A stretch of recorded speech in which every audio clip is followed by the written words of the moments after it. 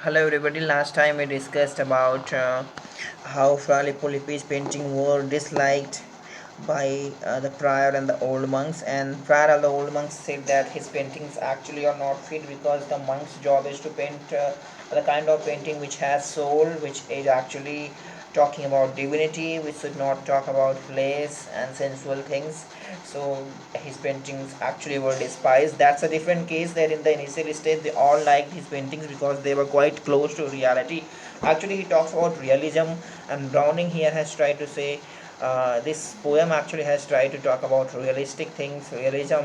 Why are we just in the name of moral and religious hypocrisy, just not like realities, not like paintings? Fra Lippo actually in this poem also, in the later lines, if you read from the poem, you will find that he says that if God has created the things, so it's our job to love those things. And if you really want to serve God, to praise God, so our job should be to love the things which God has created. It can be flesh, it can be anything which God has created. So despising things, renouncing the world that God has created, is actually a kind of hypocrisy, and that we should not do. And also he also talks about this, that if we are asked to just say what we like most, so we will find that we like most those things which we have been asked not to like. So meaning is this is called hypocrisy. Also we discussed earlier also. He says that if we ask to do certain things that we like, so we will be doing those things which people actually are asking us not to do. So this is what he says. This is how human beings are. They are so quite hypocritical. And he continues to talk about, and he says that he is disappointed. Lippi does not like this kind of behavior that humans have.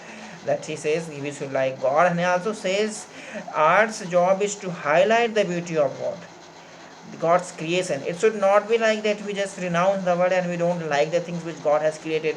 He says as God has created things, this is the problem with us, that so many times we just pass through the things but we don't notice.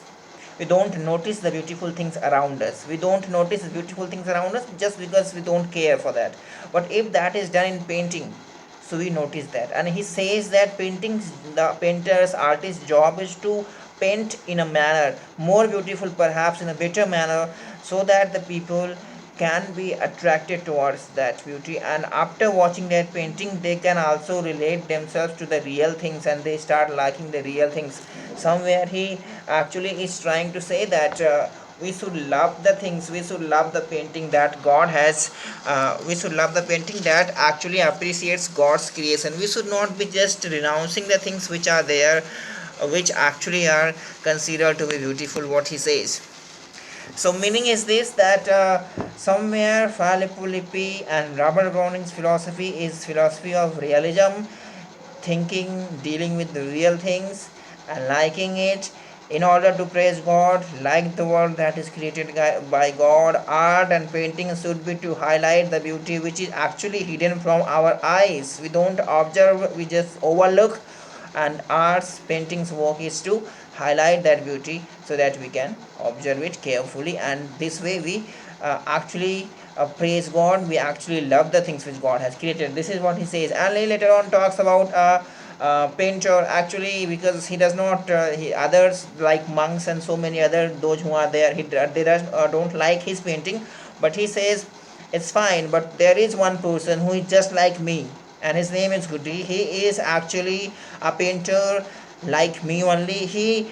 There is not a single thing that his eyes miss to observe. He observes slouches and stairs, let's not atom drop. This is the line that if you read the poems, it's quite easy lines. Just go through the poems and lines, whatever I am saying, this is going to be quite clear to you there. From there I'm simply saying that what he is saying, that it's fine that people, monks, prior don't like my painting, but there is at least one person whose name is Goody. He actually is the same as I am. He also does not know Latin, he does not take interest in Latin, and he Lippi calls him his disciple, and he says he paints the same as I am, and there is not a single thing that his eyes don't observe.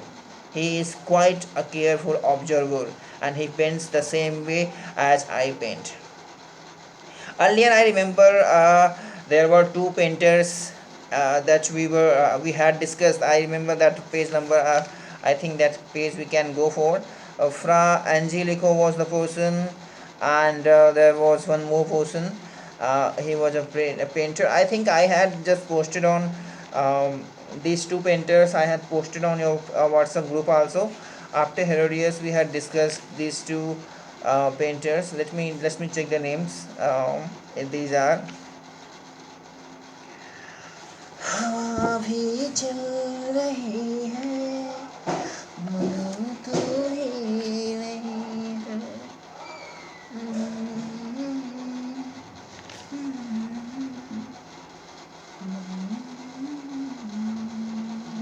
yeah, this is from brother Angelico and brother Lorenzo. So we had discussed earlier that there were actually two painters, Angelico and Lorenzo. So Fra Lippo Lippi was told by the monks and the prior that there is one famous painter, Angelico, who is known for a kind of painting that is religious painting, and there is only one person that stands to match him, is Lorenzo. And he says you're not going to match any of them because you're not following their way, you're not painting religious things. So that was a comparison he was said, but he says, Fra Lippo Lippi says, I don't care for what people think of me. I am a grown up man, what I like, I am doing that. And he is proud of having a disciple like Gudi. If you read the poem, you find its name Gudi. And he simply says that he is the same person as I am. He also paints things, in a manner that I painted. He did not like to paint religious and soul and all. He also painted flesh. He observed everything that he saw, and he later on goes on talking about, and he talks about that painter's job is to paint things in better manner, so that the world that is created by God, the people who are created by God, must be appreciated by the people, by people, so that they are presented in a nice manner. And this way it's going to be a kind of phrase of God, it's a kind of prayer to God. And he later on keeps on talking about that monks and prior says that your painting should be in a manner that it reminds people to go to the temples, go to the church and prayer, offer their prayer there. But he says these are the petty things. My job is not to paint in a manner that people should know that they have to go tomorrow morning to offer their prayer and this and that. These are the petty things. These can be done by other ways. For this, painting is not required. Art is to highlight the world's world's beauty, that is God's creation, to praise God in this manner, not to highlight those things, not to just paint in a manner that people should be motivated to go to prayer and should be reminded that you have to go on Friday to for prayer to in church and all. So he's saying these are the petty things, and he's saying for these purposes to remind people to go to prayers actually can be done by other ways. And he also talks about those other ways. He says skull and bones, and skill, stick nail, crosswise, bill to chime, all these things. Meaning, as we know that he is talking about other medium which actually can be used for reminding people. He says painting's job is not, artist's job is not to remind people of their prayers. Their job is better, far better than that. These petty things can be done by other things, other means, by using chime, a bell to chime, and he says skull and bones, just to remind people. And he talks about that. Later on, he was given a painting, and this painting was related to Saint Lawrence, and he's talking about that. This is how he actually wrote that he was given painting, and then he started painting on all. And then we can go for the last paragraph. We can talk about. Then he talks about a kind of painting where he has painted actually a woman who is actually having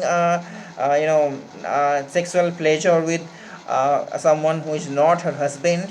And then her husband comes, and then she somewhere uh, just hides herself behind a place.